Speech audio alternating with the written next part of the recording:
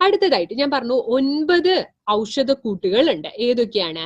ഇരട്ടിമധുരം, ബബൂല്, ചുക്ക്, ടോമാർസീഡ്, തിപ്പലി, കുരുമുളക്, ഗ്രാമ്പു, ക്യാംഫർ, പുതിനയില, ഇതൊക്കെയാണ് ചേർത്തിട്ടുള്ളത്. ഇതിന്റെ ഒക്കെയും അപ്പം ആയുർവേദത്തിൽ പറഞ്ഞിട്ടുള്ളതാണ്.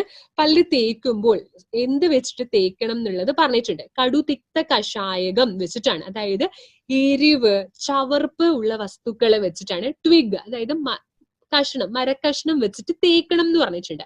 എരിവുള്ളത് വെച്ച് തേക്കണം എന്ന് പറഞ്ഞിട്ടുണ്ട്. അപ്പം എരിവുള്ളത് എന്ന് പറഞ്ഞിട്ടുണ്ടെങ്കിൽ ബാക്ടീരിയാസ് എപ്പോഴും വളരുന്നത് എപ്പോഴാണ്? മധുരത്തിലാണ്. ആ ഒരു മധുരമുള്ള ആ ഒരു കാലാവസ്ഥയിലാണ് അത് കൂടുതലായിട്ടും അത് വളരുന്നത്.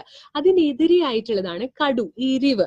അതിന് വേണ്ടിയിട്ടാണ് നമ്മുടെ ഇതിൽ ചുക്ക്, തിപ്പലി, കുരുമുളക് ഒക്കെയും ചേർത്തിട്ടുള്ളത്. ബബൂൽ എന്ന് പറഞ്ഞിട്ടുണ്ടെങ്കിൽ വളരെ എല്ലാവർക്കും അറിയാവുന്നതാണ്. നമ്മുടെ ഓരോ പല്ലിന്റെയും മോണയുടെയും ഒക്കെ സംരക്ഷണത്തിൽ വലിയൊരു പങ്ക് വഹിക്കുന്നതാണ് ബബൂൽ. പുതിനയില ആന്റി ബാക്ടീരിയൽ കർമ്മങ്ങളും ഒക്കെ ഉള്ളതാണ്.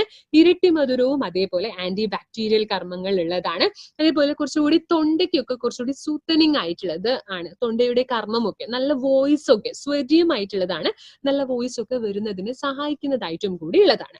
ഇനി കുറച്ചുകൂടി ഇമ്പോർട്ടന്റ് ആയിട്ട് ഇത് നോക്കാനുള്ളതാണ് ഗ്രാമ്പൂ എന്ന് പറയുന്നത്. അപ്പൊ പണ്ടേ അറിയാം അല്ലെ, ഗ്രാമ്പൂ പണ്ട് മുതലേ കേട്ടിട്ടുള്ളതാണ്. പല്ല് വേദനയൊക്കെ വരുമ്പോഴത്തേക്കും ഗ്രാമ്പു ചവച്ചു പിടിക്കാനായിട്ട് പറയും. അപ്പൊ എന്താണ് ഈ ഗ്രാമ്പുവിന് ഒരു ലോക്കൽ അനസ്തെറ്റിക് ആക്ഷൻ ആണ്. അതായത് ഒരു നമ്പനെസ്, ആ ഒരു ഭാഗത്തെ മരവിപ്പിക്കാനായിട്ട് കഴിവുള്ളതാണ് ഈ ഗ്രാമ്പൂവിന് ഉള്ളത്. അതോടൊപ്പം തന്നെ നമ്മുടെ ഇനാമലിനെ സംരക്ഷിക്കാനും ഇത്തരത്തിൽ ഉണ്ടാകുന്ന ഡെന്റൽ പുഴുപ്പല്ല് ഒന്നും ഉണ്ടാവാതെ സംരക്ഷിക്കുന്നു. കറ പല്ലിൽ അടിഞ്ഞുകൂടാതെ സംരക്ഷിക്കുന്നു.